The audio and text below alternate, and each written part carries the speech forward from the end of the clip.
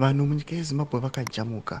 Nyika yose inoziva kuti musika mukuru weMbare wakapiswa nemoto, but vanhu vari kuuya vachishamisika nestatement reshocking robuditsiwa nethe government ichitaura mashoko ekuti aiwa that fire was a natural disaster. Vanhu vaya vataura mashoko ekuti kungotsvakwa toita Mbare yotonzi inatural disaster. Chii chakadaro? Sei vada kukurumidza kuda kuzviwandisa nenatural disaster? Sanapena mashoko anobuda chifuraiwa vakomana vethe regime ndipo subscribe like turn on the bell kuti ivina panapa muZimbabwe anyora vachiti the president of Zimbabwe comrade Mnangagwa has officially declared a state of disaster in response to the devastating fire that ravaged Mbare traders market on the 8th of October.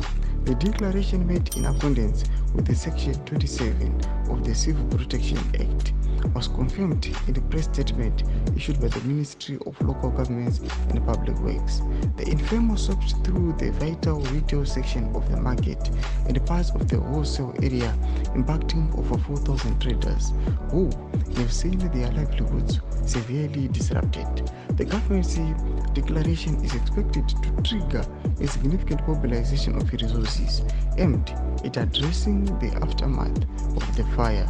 This support will include financial aid, in-kind assistance, and efforts to rebuild the market infrastructure. Domashoko anobuditswa nevakomana panapa zvinoita the regime vachiti aiwa vane vachizviwandisa vachiti aiwa inhau yenatural fire yakakonzeresa kuti patsve, but tikapinda mune vanhu vanofambira nawo vanoona kuti otherwise hakuna natural disaster yakadaro, uye neincompetence yethe council kuti inotadza kuprovida mafirefighters nemafire brigades kuti adzime moto iwoyo. Chitiko chinoitika munyika yeZimbabwe chatinoona kuti aiwa vanhu vari kuungudza, vari kuchema pamusoro pemalosses avaka-incare. Ndichiona aiwa vanhu vachinyatswa kunoti opportunity yethe regime kana the government kuti ichikwanisa kuluta mari pamusoro pethat market yachizoraisa manje. Tudze mafunguro enyu muri kudii pamusoro pechitiko ichi? Pindai comment section medu, subscribe, like, and turn on the bell icon.